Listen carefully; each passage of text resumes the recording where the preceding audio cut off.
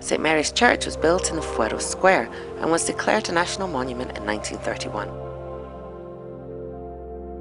It was erected at the highest point of Viana with the idea of uniting religion as its defense. The works began in the second half of the 13th century and apparently finished at the start of the 14th.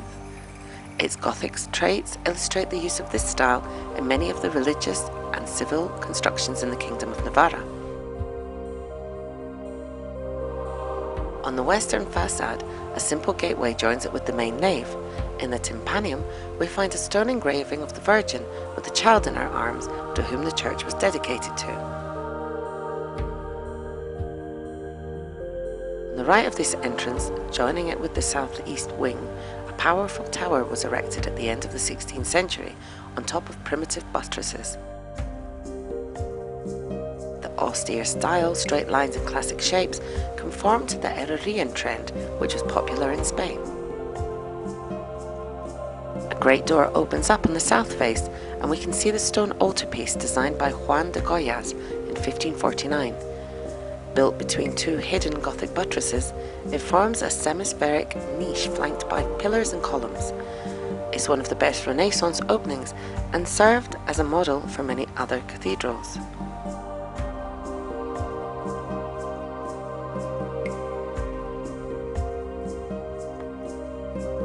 The central zone represents the crucifixion, and above we see the proud Virgin and the Eternal Father.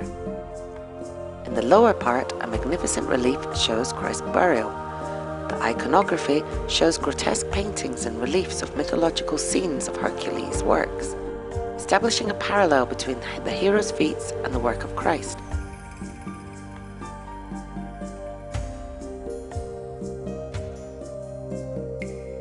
This art piece is a great example of Spanish Mannerism style before the approaching Barocco style.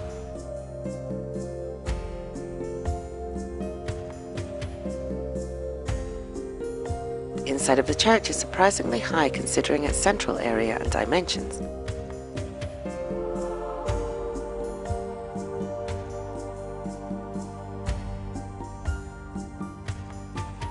The French Gothic style is evident in the three naves with pointed arches and ribbed vaults.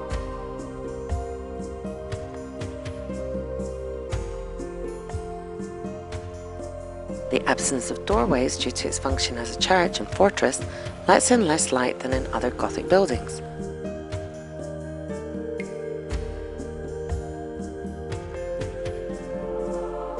The main altarpiece is amazingly luxurious and large.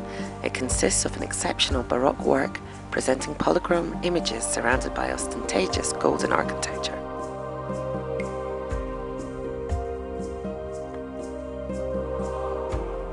A work by Martin de Oronez and Bernard de Alcarreita is dedicated to the coronation and Assumption of Mary, the church's patron.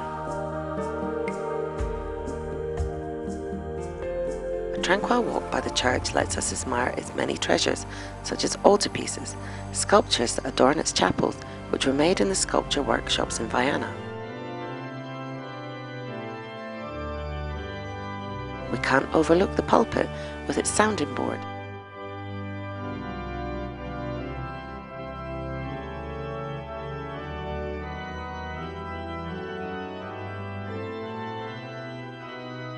The organ, constructed in the 16th century and redone in the Baroque style.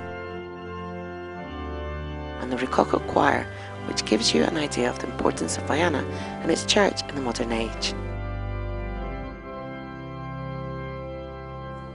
The main room holds works of art from donations, and with the disappearance of the parish church in St. Peter, they have brought together a collection of the most important religious garments in Navarra from between the 16th and 18th centuries, such as cloaks, chasubles and lectern cloths.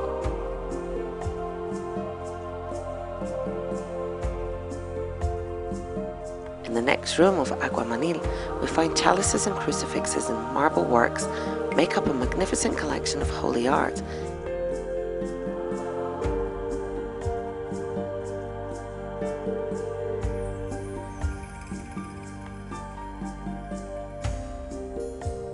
In including an ebony relic of St. Teresa of Jesus, which has been conserved with a signed letter from 1574.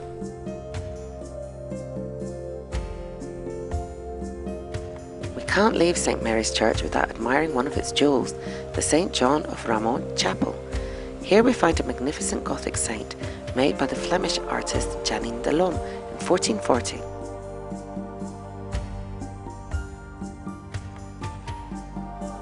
This chapel is famous for its dome, decorated with pictures by Luis Paret and Alcázar, one of the most important Spanish painters in the 18th century. Painted in 1787, the grand work illustrates a holy way of life. The figures illustrate the virtues such as chastity, holiness, diligence, and wisdom.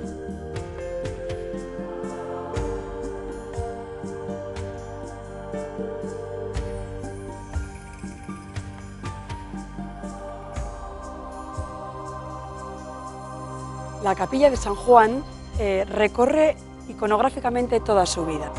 Luis Paret aprovecha su estancia en Bilbao para pintar los dos lienzos que tenemos a la entrada y que representan el anuncio del ángel a Zacarías, representado en este lienzo tan exquisito como un sacerdote.